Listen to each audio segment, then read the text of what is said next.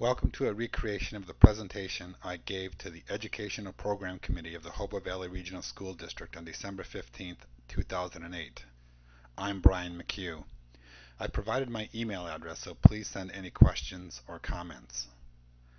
Acronyms I might use are EPC for Educational Program Committee, HVRSD for Hobo Valley Regional School District, and BOE for Board of Education.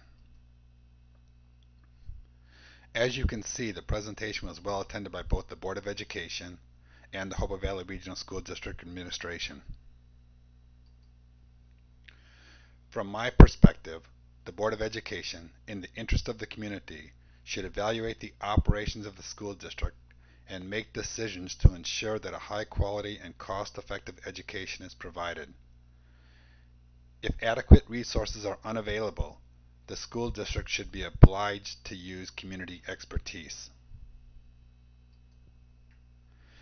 In March of last year, the Board of Education unanimously approved a 4-year teacher contract which stipulated a 4.8% yearly salary increase.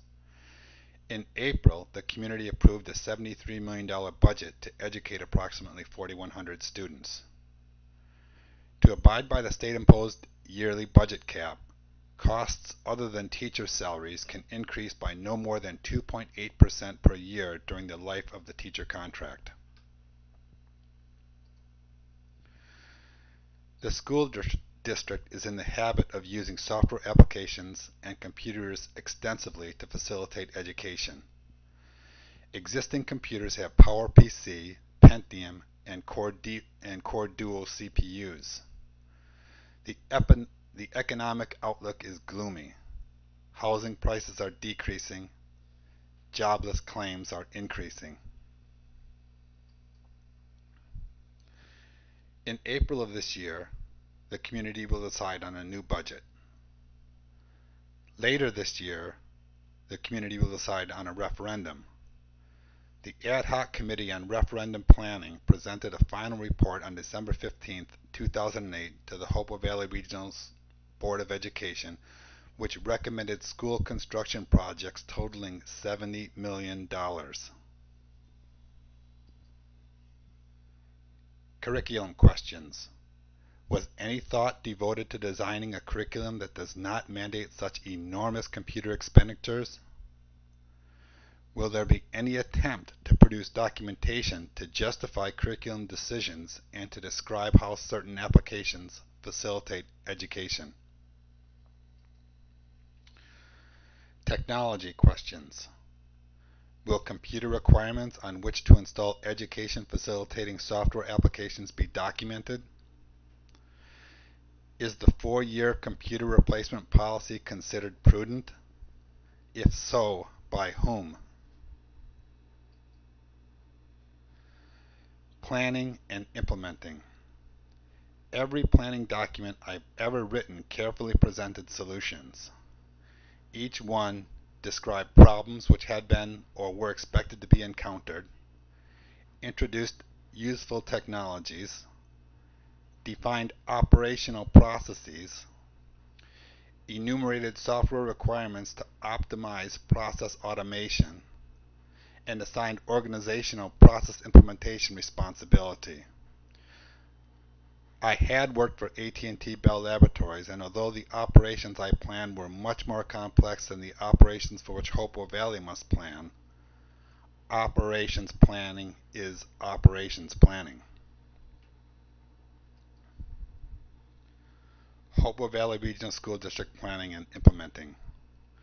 Regardless of what Hobo Valley may believe its purpose is, the technology plan should dictate the technical operations of the school district.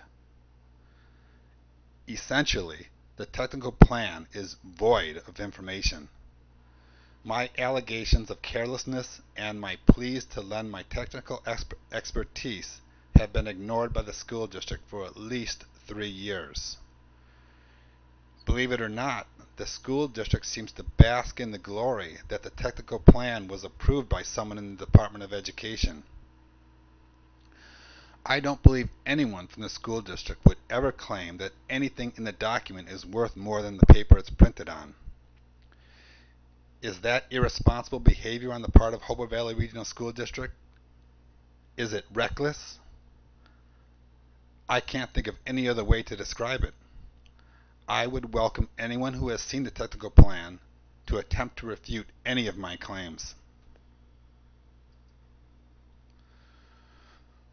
Over the years, I have offered several useful suggestions to the school district. I was given authorization to speak about two of them today. To enhance cost effectiveness and to facilitate curriculum delivery, I will introduce and demonstrate the Linux operating system.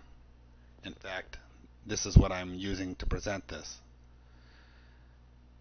To enhance cost effectiveness and to enrich curriculum delivery, I will introduce and demonstrate the R computing language. Plans of the Educational Program Committee. They will contemplate the Linux operating system and the R computing language and make one of the following recommendations to the entire Board of Education. Immediately implement the Linux operating system and/or the R computing language. Continue to investigate the Linux operating system and/or the R computing language. Investigate other measures to enhance cost effectiveness and education quality. Finally, they will produce a report to describe their decision justification. My plans with regard to increasing community awareness of the board's decision justification are: I'll continue my correspondence with Lucille Davey, the New Jersey Commissioner of Education. I'll continue my correspondence with Ned Davis and George Magditch of the New Jersey Educational Computing Cooperative. I'll continue my correspondence with Dave Cochran from the New Jersey Association for Educational Technology,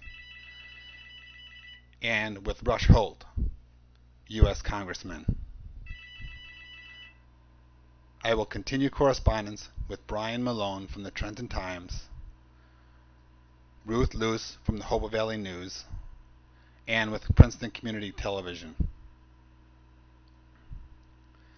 The fact that you're seeing this presentation is a testament that I produced the video presentation and posted it on YouTube. Lastly, I have recently developed correspondence with people from BMS and the National Science Resources Foundation. Together, these organizations are introducing the RxE Search program to schools. Essentially, by introducing students to the technical operations associated with developing drugs, they want to show them practical applications for their growing knowledge. I've also recently established contact with William Shore, the GSK Director of Community Partnerships. Bill is also chair of the National Board of Professional Teaching Standards and chair of the U.S. Chamber of Commerce's Institute for a Competitive Workforce. Bill coordinates the efforts of all the 50 state Chamber of Commerces in their attempts to make schools understand the importance of education and allowing us to compete in the global marketplace.